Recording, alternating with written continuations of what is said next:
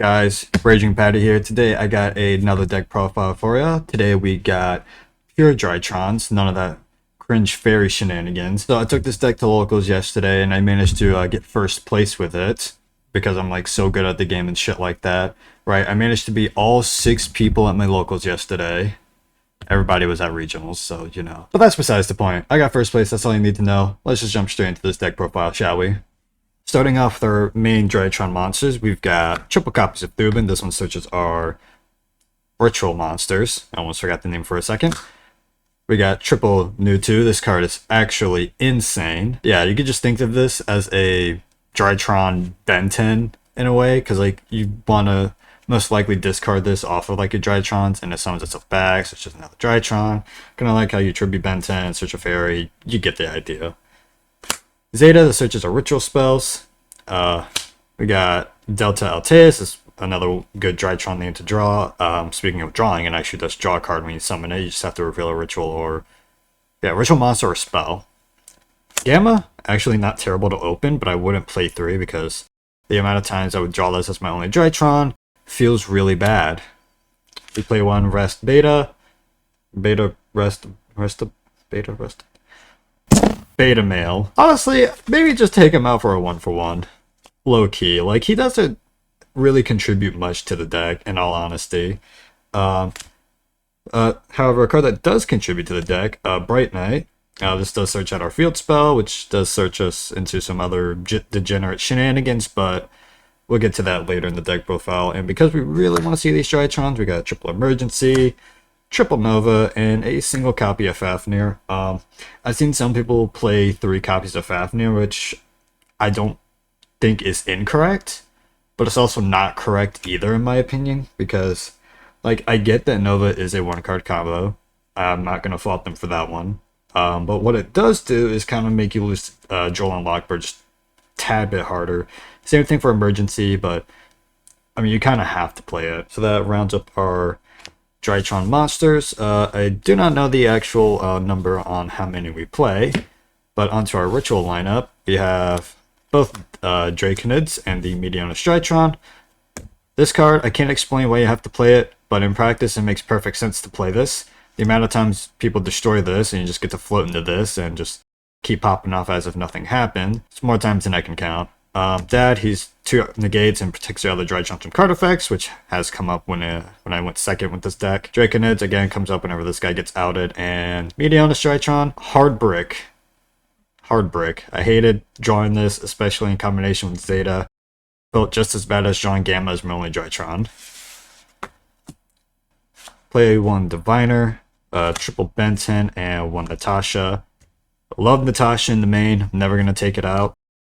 There are ways you can execute your combos where you don't have to use New2, so you can actually use Natasha. However, this is more for like turn 3. So if you're going first, your board gets outed, you can still get your way into Natasha here. You just got to remember to add your ritual spell back at the end of each turn. Now, 3 Benton, I didn't find myself like thinking, oh man, I'm so glad I played 3 Benton. Like maybe I could get away with playing 2 or maybe even 1 Benton. But at the same, like, I think I'd probably cut, like, a Ben 10 down to, like, 2. Maybe play, like, a preparation of rights. I think only 2 Ben 10 would be correct, because I've only needed to resolve this twice. I don't, like, one time I resolved it a 3rd time, I was just flexing at that point. Anyways, so reason why I was suggesting playing this, because my little spice tech that I played. So Ravis. So, this guy, for those who don't know, is a hand trap where if your opponent targets any face-up monster you control, discard this, negate that effect, and does it destroy it? No, it doesn't destroy it, but it does negate it, which is important. So it stops stuff like Imperm, Ghost Mourner, Effect Veiler, you know, all these cards is problematic when they get when they use them on your Beta Fafnir. So, you know, this card just says bye-bye to all 3 of those. Now, it is also a level 7 ritual, meaning you can search it off of this, so reason why I was suggesting playing less copies of Ben 10 and more copies of this is that this, with the inclusion of this card gets a little bit more utility, either being a way to get your fairy engine going or being able to protect you from cards like Imperm and whatnot. So, honestly, this card was amazing, never took it out once, and it's helped me push through so many disruptions at times. So I fairly certain I'm going to be keeping this, but I do want to try and play more preparation of rights. That'd be the only thing I'd change about this lineup. And rounding off for our engine, we have one secret village of the spellcasters, because we can search our field spell, we can make level 7s. I think you guys already know where I'm going with this. Now for our non-engine, Droplet. This card is crazy. Lightning Storm, also kind of low-key crazy as well. Found out that day that Yubel, Phantom of Yubel, only negates monsters. For some reason I was, okay, it doesn't negate them, but it changes monster effects. For some reason I was under the impression that it just changes any card effect, but I was wrong there. So Lightning Storm was actually pretty crazy. 2 triple tactics talents. This card was right. Yeah, the card was right. 1 Call by the Grave. It's still insane. Ban this card. And that was it for our main deck. Now off to our extra deck. So for our diviner targets, I played 1 Herald and 1 Entis. You might be questioning, it's a little weird that I have 2 Herald targets, even though I played 1 Herald. I'll be real with you, I might cut this card. I never used it once yesterday. Either it got hit by Imperm, or I was already in a winning spot where I didn't even need to use this, so honestly, I might just cut this out. But this card, it's mandatory. You have to play it. And then we have Dawn Dragster. It's just a nice option to have. I don't make it often, but when I do, it comes up really nice. It's also something you have to make with your 1-card combo if you open just the Nova and went uninterrupted. Low-key, really good card. I'm going to continue playing this. Like I mentioned earlier, we play AFD. This is how we get to our secret village, because Bright Knight searches... Well, New 2 searches Bright Knight searches Fafnir, and Fafnir searches Nova. It all just kind of blends together really nicely. Then we play triple Mu Beta Fafnir. Yeah, I never missed a 3rd copy of this. However, I would never play less than 2. I think 2 is the correct ratio to play this card at. For those who think you need 3 copies of it, you're just bad at this deck. You only need 2 Mu Betas. So this package did come up quite a bit. I mean, yeah, what can I say? Leerlusk. Attack directly, going to Downerd and Zeus. Now, I firmly believe that Nightingale is miles ahead of Fuko here. Now, let me just hear me out, right? I don't know why people use this as a Zeus target, I'm gonna be honest with you. But I know it's more known for being like a card you make when you get shifted, because it's unaffected, you detach to, and it can't be destroyed by battle either. So it's like it kind of just stays there until the Underworld Goddess you. Or Kaiju you, but nobody plays Kaijus. But people may play Underworld Goddess, and you know, they always have access to it. So once that happens, you're basically dead. Nightingale, on the other hand, you only have to detach 1 material from her to protect her from battle, card destruction, and it just says you take no battle damage this turn, all for detaching 1 material. So if you're under shifter, you make this, you only have to lose 1 of your Drytron names, and if your opponent doesn't out this, then you get, so you still have your Drytron under it. You draw for turn, and you just combo off like crazy. Or you can just switch it to attack directly, make Zeus. This card just has so much more utility than Fuko does, so I honestly don't understand why people play this. Nightingale is so much better. You detach 1 to effectively achieve the same thing. Even if it does get outed, you still take no battle damage. It attacks directly, which makes it so much easier to make a 4-material Zeus, because you don't have to detach 2 to make this where it can't be destroyed by card effects. This just straight up attacks directly without detaching anything. Just card's fucking shit. Don't play this. This is so bad. You see this little fucker right here? Do not play. Sorry for the little rant there. It's God, I really don't know why people play that. Anyways, off to our link package. Anima. We don't have link spiders. Next best thing. You gotta play it. IP Masquerena, just a generic link 2 you can make in this deck, because a lot of our other generic options have died.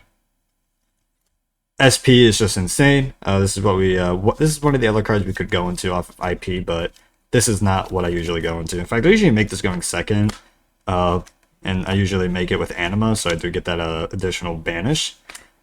Great card. Not gonna take these out. These cards are insane.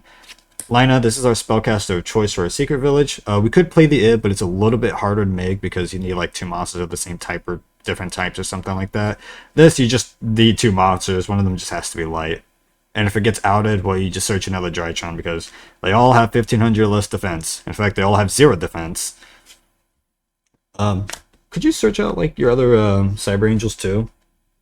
Okay, you can't search Saravis, you can search Natasha, and you can search Benton because it has 1500 defense exactly.